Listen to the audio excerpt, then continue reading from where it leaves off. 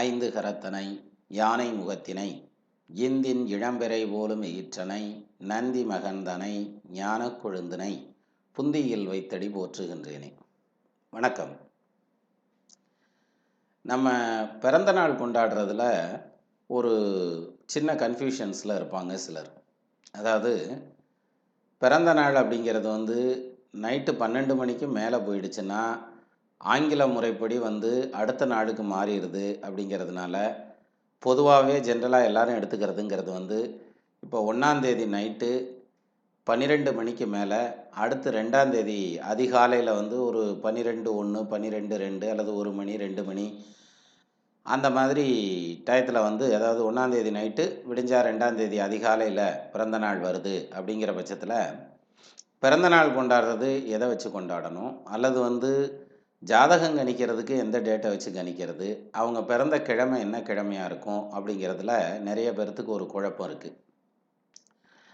அதில் பார்த்திங்கன்னா first night 12 மணிக்கு மேலே போனாலும் தமிழ் ஜோதிட முறைப்படி வேதிக் அஸ்ட்ராலஜியில் என்ன சொல்கிறாங்கன்னா மறுநாள் கணக்கில் நம்ம எடுத்துக்கிறது இல்லை. ஒரு உதாரணமாக, ஒரு குழந்தை பிறக்கிறதுங்கிறது திங்கக்கிழமை அன்னைக்கு நைட்டு விடிஞ்சா செவ்வாய்க்கிழமை 12 மணிக்கு மேலே ஒரு 1 மணி 1:30 மணி அந்த மாதிரி பிறக்குதுன்னு வச்சுக்கோங்க. அப்போ ஆங்கில முறைப்படி நம்ம எடுத்துக்கிறதுங்கிறது செவ்வாய்க்கிழமை அன்னைக்கு அந்த குழந்தை பிறந்ததாக தான் எடுத்துக்கணும். சப்போஸ் திங்கக்கிழமை 1ஆம் தேதியாக இருந்து செவ்வாய்க்கிழமை 2ஆம் தேதியாக இருந்தால் அந்த குழந்தை பிறந்ததுங்கிறது ஆங்கில முறைப்படி எடுக்கிறப்ப 2ஆம் தேதி பிறந்ததுன்னு எடுத்துக்கணும். அப்போது பிறந்த நாள் கொண்டாடுறதுங்கிறது, அதாவது பர்த்டே விஷஸ் எல்லாம் கொடுக்கறது, பர்த்டே கொண்டாடுறதுங்கிறது 2ஆம் தேதிக்குன்னு சொல்லி ஆங்கில முறைப்படி எடுத்துக்கணும். ஏன்னா தமிழ் முறையில் பிறந்த நாள் கொண்டாட்டம்னு ஒன்றும் கிடையாது. எல்லாம் நவீன காலத்தில் உள்ளே வந்தது தான். அதனால் பிறந்த நாள் இல்லாமல் அந்த பிறந்த நாள் கொண்டாட்டம்ங்கிற அந்த ஒரு பாயிண்ட் எடுத்துக்கிட்டாலுமே அது ஆங்கில முறைப்படி தான் போகும்.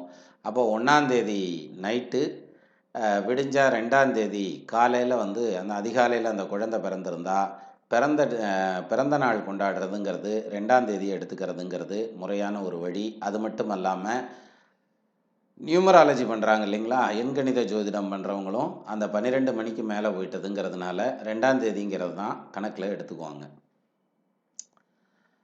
ஆனால் நம்ம இதில் பிறந்த நாள் கொண்டாடுறதுங்கிறது அப்படி ஒரு முறை தமிழ் ஜோதிட முறைகளில் இல்லை. இருந்தாலும் இப்போ பார்த்திங்கன்னா திரு நட்சத்திரங்கள்னு சொல்லுவாங்க. அவங்கவுங்க பிறந்ததில் நல்ல சமய பெரியார்கள் அவதாரம் பண்ண அந்த நட்சத்திரம் என்றைக்கு வருதோ அன்னைக்கு தான் பிறந்த நாள் அப்படிங்கிற மாதிரி குரு பூஜையெல்லாம் பண்ணுவாங்க.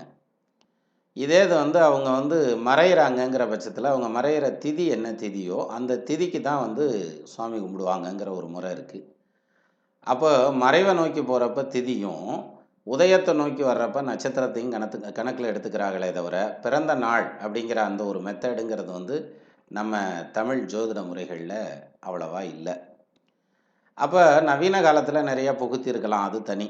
அது மட்டும் இல்லாமல் இந்த பிறந்த நட்சத்திரம் அப்படிங்கிறது அவங்கவுங்க அவதாரம் பண்ண நட்சத்திரம் அப்படிங்கிறது ஐவர் திரு நட்சத்திரங்கள்னெல்லாம் பஞ்சாங்கத்தில் போட்டிருப்பாங்க, பார்த்துருப்பீங்க.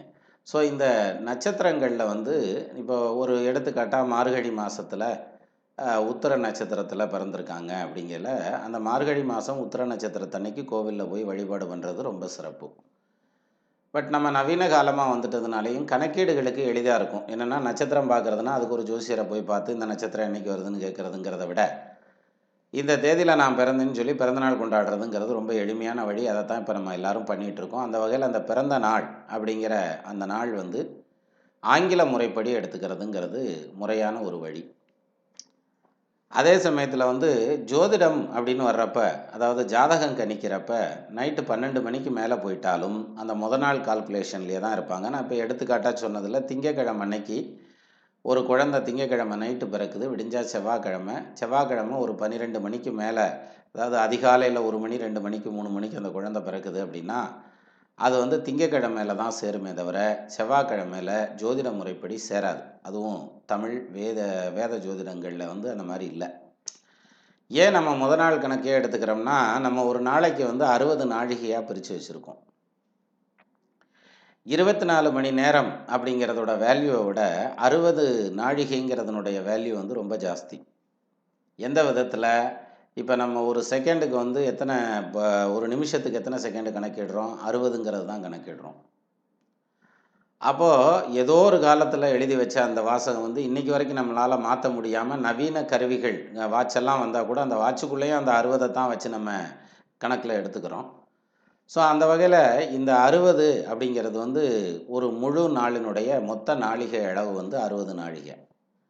இந்த 60 நாழிகை எப்போ ஆரம்பிக்குது அப்படின்னா, சூரியன் உதிக்கிறப்ப அந்த நாழிகை கணக்கு ஆரம்பிக்குது. முதல் நாழிகைங்கிறது சூரியன் உதிக்கிறப்ப ஆரம்பித்து மறுநாள் சூரியன் உதயமாகிறதுக்கு முன்னால் முடிஞ்சிடும் அது. அப்போ சூரிய உதயத்திலிருந்து சூரிய அஸ்தமனம் வரைக்கும் பார்த்திங்கன்னா 30 நாழிகை. சூரிய அஸ்தமனத்திலிருந்து மீண்டும் சூரிய உதயம் வரைக்கும் பார்த்திங்கன்னா ஒரு 30 நாழிகை. மொத்தம் 60 நாழிகை கொண்டது ஒரு நாள். அப்போ ஜோதிடத்தில் 60 நாழிகை அப்படிங்கிறது வந்து முதல் நாள் சூரிய உதயத்திலிருந்து மறுநாள் சூரிய உதயம் வரைக்கும் எடுத்துக்கொள்ளக்கூடிய கணக்கு. அப்போது ஒரு குழந்தை காலையில் 4 மணிக்கு பிறந்திருந்துச்சுன்னா, அப்போ செவ்வாய்க்கிழமை காலையில் 4 மணிக்கு பிறந்த ஒரு குழந்தையினுடைய ஜாதகத்தை நீங்கள் கொண்டு போய் ஜோசியர்கிட்ட கொடுக்கல, அவர் திங்கக்கிழமைன்னு எழுதுவார். திங்கள் பின்னிரவு இந்த ஜாதகம் ஜனனமானதுன்னு எழுதுவார். அப்படின்னா திங்கள் கிழமை அந்த குழந்தை பிறந்ததுன்னு எழுதுறது அவர் கணக்கீடுகளில் தப்பு விட்டுட்டாருனோ அல்லது கவனிக்காமல் எழுதிட்டாருனோ. ஏன்னா நிறைய பேர் அந்த மாதிரி கொஷின்லாம் கேட்குறாங்க. அந்த மாதிரியான அமைப்பெல்லாம் கிடையாது.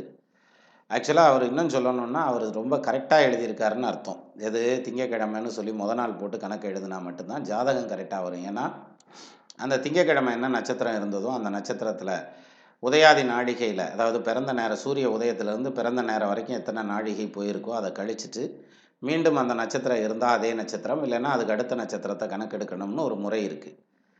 இப்போ இதே இது வந்து நீங்கள் கொடுத்துருக்கக்கூடிய அந்த செவ்வாய்க்கிழமை அதிகாலை 3 மணிக்கு ஒரு குழந்தை பிறந்ததுன்னு கொடுத்துட்டாங்கன்னா அதை செவ்வாய்க்கிழமைன்னு போட்டு எழுதலை, ஒன்று செவ்வாய்க்கிழமையினுடைய நட்சத்திரமோ அல்லது புதன்கிழமையினுடைய நட்சத்திரமோ உள்ளே வந்துடும் கணக்கீடுகள் எடுக்கிறப்ப. அதனால தான் என்ன பண்ணுவாங்க, முத நாள் நட்சத்திரத்தை, அதாவது 12 மணிக்கு மேலே அந்த குழந்தை பிறந்ததாக இருந்தாலும் அதற்கு முத நாளில் என்ன கிழமை அப்படிங்கிறத போட்டு தான் இந்த கணக்கீடுகள் எல்லாம் எடுத்து வருவாங்கங்கிறது ஜோதிட ரீதியான உண்மை. அப்போது இந்த பிறந்த நாள் கொண்டாடுறதுங்கிறது வந்து நம்ம முறையில் இல்லை, ஆங்கில முறையில் இருக்கக்கூடிய ஒரு நல்ல ஒரு ஃபெஸ்டிவல். நம்ம வந்து நிறைய விஷயங்களை நம்ம உள்ளே எடுத்துக்கிறோம் இல்லையா, உள்வாங்கிக்கிறோம். அப்போ அந்த மாதிரி உள்வாங்கினதில் தமிழ் சொற்கள்லேயே நிறையா சொற்களை வந்து வடமொழி சொற்கள் எல்லாமே தமிழில் கலந்து நிற்கிது. மணிப்பிரலாவ நடை அப்படின்னு சொல்லி ஒரு நடையே உண்டு. அவர் திருப்புகழ் எழுதுனது, அருணகிரிநாதர் எழுதுனது வந்து நிறைய வட சொற்களை கலந்து எழுதினார் அப்படின்னு எல்லாம் கூட சொல்லுவாங்க. ஸோ அந்த வகையில் நல்ல விஷயங்கள் இருக்கையில் எடுத்துக்கலாம், தப்பு கிடையாது. அந்த வகையில் பிறந்த நாள் அப்படிங்கிறது வந்து ஆங்கில முறைப்படி என்ன தேதி வருதோ அந்த தேதிக்கு பிறந்த நாள் கொண்டாடிக்கலாம். மற்ற எல்லா விஷயங்களையும் ஆங்கில தேதிக்கான முறையில் வச்சுக்கிட்டு ஜோதிடம் கணிக்கிறது அப்படிங்கிற அந்த ஒரு பாயிண்ட் போகிறப்ப மட்டும், ஜாதகம் கணித்தல் அப்படிங்கிற அந்த ஒரு பாயிண்ட் போகிறப்ப மட்டும் அதுக்கு முத நாள் கணக்கை போட்டு எடுத்தால் மட்டும்தான் சரியாக வருங்கிறது நிதர்சனமான உண்மை. அது மட்டுமல்ல, இதே ஜாதகத்தை வந்து நம்ம கம்ப்யூட்டரில் கணிதம் பண்ணுறப்ப என்ன ஆகும்னா, எக்ஸாக்டாக இங்கிலீஷுக்கு என்ன டேட்டோ அதைத்தான் கொடுக்கணும், அப்போத்தான் சரியாக வரும், இல்லாட்டி மாறி வரும். ஏன்னா சிஸ்டத்தை பொறுத்த வரைக்கும் அந்த கிளாக் வந்து பயாஸில் இருக்க கிளாக் வந்து ஆட்டோமேட்டிக்காக 12 மணி ஆனால் கிழமையை மாற்றிட்டு போயிடும் இல்லையா. அதனால் கம்ப்யூட்டரில் போடுற ஜாதகத்தில் பார்த்திங்கன்னா செவ்வாய்க்கிழமை அன்னைக்கு இந்த ஜாதகர் என்ன நட்சத்திரம் என்ன ராசியில் பிறந்தார் அப்படின்னு அது கணிச்சு கொடுக்கும். அதே இது வந்து மேனுவலாக பண்ணுறப்ப வந்து வேதிக் அஸ்ட்ராலஜியில் பார்த்திங்கன்னா இந்த தேதி இன்ன கிழமை அப்படின்னு போடல, அதுக்கு முத நாள் தேதியான திங்கட்கிழமைக்கான தேதியையும் கிழமை வந்து திங்கட்கிழமை பின்னிரவு இத்தனை மணிக்கு இத்தனை நாளிகையில் பிறந்தாங்க அப்படிங்கிற மாதிரியான கணக்குலையும் தான் ஜோதிடம் எழுதுவாங்க. அந்த மாதிரி எழுதுறதுங்கிறது தான் முறையான ஒன்றும் கூட. அப்போது இந்த பதிவும் ஞாபகத்துக்கு வந்திருக்காது. ஆக்சுவலாக வந்து பிறந்த நாளுக்காக நிறைய விஷஸ் பண்ணியிருந்தாங்க நிறையா நம்மளுடைய நண்பர்கள். அவங்க வந்து ஃபேஸ்புக்கில் ஆகட்டும், ட்விட்டரில் ஆகட்டும், அதே மாதிரி ஸ்கைப்பில், இன்னும் மெயிலில், இன்னும் நிறையா தொலைபேசியில், அப்படி நிறைய பேர் வந்து என்னுடைய பிறந்த நாளுக்காக வாழ்த்து சொன்னாங்க. எல்லாத்துக்கும் நான் வந்து தனித்தனியாக மெசேஜ் அனுப்பிச்சிக்கிட்டே இருக்கேன், அனுப்பி முடிக்க முடியலை. அதனாலேயே பொதுவாக வந்து ஒரு வீடியோவாக எடுத்து அதில் நன்றி சொல்கிறதுங்கிறது தான் முறை. அப்படிங்கிறதுனால எனக்கு பிறந்தநாள் வாழ்த்து அனுப்பின ஏதாவது ஒரு முறையில் தொலைபேசியில் அந்த வகையில் எல்லாத்துலேயும் சொன்னேன், உங்கள் எல்லாருக்குமே வந்து மனமார்ந்த நன்றி. இன்னொரு விஷயம் வந்து கரெக்டாக சொல்லணும்னா, நான் பிறந்த நாளை இவ்வளோ தூரம் பெருசாலாம் எதிர்பார்க்கறது இல்லை. இதுக்கு முன்னாடி அந்த மாதிரிலாம் பண்ணதும் இல்லை. ஆனால் இந்த தடவை நான் இவ்வளோ வாழ்த்துக்கள் வரும்னு நினைக்கவே இல்லை. நிறைய வந்து விழுந்துருச்சு.